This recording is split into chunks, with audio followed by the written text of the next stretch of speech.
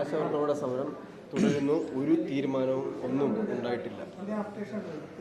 ഇക്കാര്യത്തിൽ ആശാവർക്കർമാരുടെ സമരം 40 ദിവസം പിന്നിട്ടിട്ടും നമ്മുടെ സമരമുഖത്തിലൂടെ വളർന്നു വന്ന അവകാശപ്പെടുന്ന മുഖ്യമന്ത്രി ഇതുവരെ ഈ ആശാപ്രവർത്തകരുമായിട്ട് ചർച്ച ചെയ്യാൻ പോലും തയ്യാറായില്ല.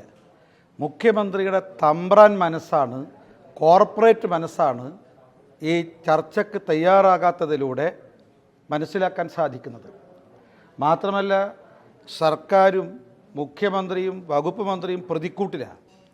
കാരണം സംസ്ഥാന സർക്കാർ ആശാ വർക്കർമാരുടെ സമരത്തെ സംബന്ധിച്ച് സംസ്ഥാന സർക്കാരും മുഖ്യമന്ത്രിയും ആരോഗ്യമന്ത്രിയും അവതരിപ്പിച്ചതെല്ലാം തന്നെ പച്ചക്കള്ളമാണ് എന്ന് പൂർണ്ണമായും ജനങ്ങൾക്ക് ബോധ്യപ്പെട്ടിരിക്കുകയാണ്.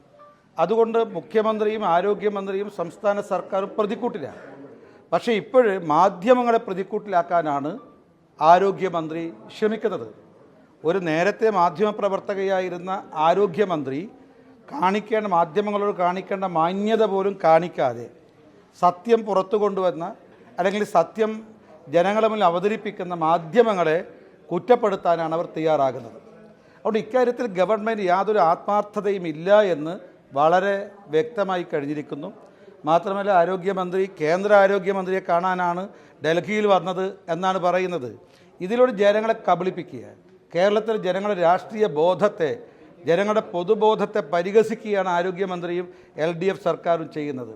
സാധാരണ കേന്ദ്ര ആരോഗ്യമന്ത്രിയെ കാണണമെന്നുണ്ടെങ്കിൽ നേരത്തെ അനുമതി വാങ്ങിയിട്ടാണ് ഇങ്ങോട്ട് വരേണ്ടത്. ഇത് അവിടെ നിന്നൊരു മെയിലും അയച്ച് അടുത്ത വിമാനത്തിൽ ഈ ഡൽഹിയിലേക്ക് വരികയല്ല വേണ്ടത്. ഇവിടെ ക്യൂബൻ ഉപപ്രധാനമന്ത്രിയെ കാണുന്നുണ്ടെങ്കിൽ അവർ കണ്ടോട്ടെ. പക്ഷേ അതിൻ്റെ ചിലവ് സർക്കാർ ചിലവിലാക്കാൻ വേണ്ടിയിട്ടാണ് ഈ ഒരു തട്ടിപ്പ് നടത്തിയത്. മറ്റൊന്ന്, എല്ലാം കേന്ദ്രത്തിന് തലയിൽ കെട്ടിവെക്കാനാണ് അവർ ശ്രമിക്കുന്നത്. ഇനി കേന്ദ്ര ആരോഗ്യമന്ത്രിയെ കാണരുത് എന്ന ആഗ്രഹമാണ് നമ്മുടെ സംസ്ഥാന ആരോഗ്യമന്ത്രിക്ക് ഉണ്ടായിരുന്നത്. കാരണം കേന്ദ്ര ആരോഗ്യമന്ത്രിയെ കണ്ടാൽ അവർക്കൊന്നും പറയാനുണ്ടാവില്ല. അവരുടെ തട്ടിപ്പ് മുഴുവൻ പുറത്തു വരും. നേരത്തെ കേരളത്തിൻ്റെ പ്രതിനിധി കേന്ദ്ര ധനമന്ത്രിയെ കണ്ടപ്പോൾ കയ്യിൽ കണക്കില്ല എന്നാണ് പറഞ്ഞത്. ഒരു കണക്ക് വരെ കയ്യിലില്ല എന്നത് വളരെ വ്യക്തമാണ്. കാരണം കണക്കുമായിട്ടാണ് കേന്ദ്ര ധനമന്ത്രിയെ കണ്ടിരുന്നുവെങ്കിൽ എല്ലാ കള്ളവും വെളിച്ചത്താകുമായിരുന്നു. അതുകൊണ്ട് സംസ്ഥാനത്തിൻ്റെ ആരോഗ്യമന്ത്രിയും കേന്ദ്ര ആരോഗ്യമന്ത്രിയെ കാണണം എന്ന ആത്മാർത്ഥമായ യാതൊരു ആഗ്രഹം ഉണ്ടായിരുന്നില്ല. ഞാൻ പറഞ്ഞു വന്നത്, ഈ 40 ദിവസം പിന്നിട്ട 212 രൂപ വേതനം വാങ്ങുന്ന പാവപ്പെട്ട സ്ത്രീകളായ ആശാ വർക്കർമാരോട് എത്ര നീചമായി നികൃഷ്ടമായിട്ടാണ് മുഖ്യമന്ത്രിയും ആരോഗ്യമന്ത്രിയും പെരുമാറുന്നത് എന്നുള്ളതിൻ്റെ പ്രകടമായ ഉദാഹരണമാണ് ഇക്കാര്യം കാണാൻ സാധിക്കും. ഇതിൽ ഈ സംസ്ഥാനം പറയുന്നു അവർക്ക് ചെയ്യാൻ പറ്റുന്ന മാക്സിമം ചെയ്തു. കേന്ദ്രത്തിൻ്റെ ഭാഗത്തു നിന്നുള്ളത് ഇനി ചെയ്താൽ മാത്രമേ ഈ പ്രശ്നങ്ങൾ പരിഹരിക്കാനാവും. ഈ കേന്ദ്രത്തിൻ്റെ ഭാഗത്തു നിന്നും ഇതിലൊരു ഇടപെടൽ വേണ്ടേ? അല്ല, കേന്ദ്രത്തിന് പറയാനുള്ളതൊക്കെ കേന്ദ്രം പറഞ്ഞിട്ടുണ്ട്. സംസ്ഥാനത്തിന് കൊടുക്കാനുള്ള ഒരു കുടിശ്ശികയും ഒരു നയ പൈസ കേരളത്തിന് കൊടുക്കാൻ ബാക്കിയില്ല. ഒരു കുടിശ്ശികയും കൊടുക്കാൻ ബാക്കിയില്ല.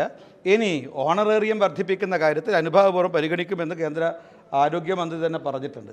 പക്ഷേ ഇക്കാര്യത്തിൽ സംസ്ഥാനത്തിന് നിലപാടെന്താ?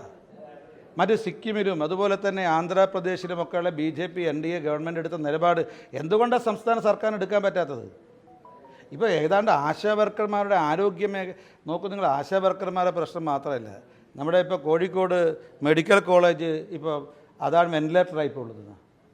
കാരണം എല്ലാ സർക്കാർ ആശുപത്രികളും, മെഡിക്കൽ കോളേജ് ആയാലും ജില്ലാ ആശുപത്രി ആയാലും താലൂക്ക് ആശുപത്രി ആയാലും പരിതാപകരമായ അവസ്ഥയിൽ രോഗികൾ നിത്യദുരിതത്തിലാണ്. അതുകൊണ്ട് ആരോഗ്യ മേഖല പാടെ തകർന്നിരിക്കുകയാണ്.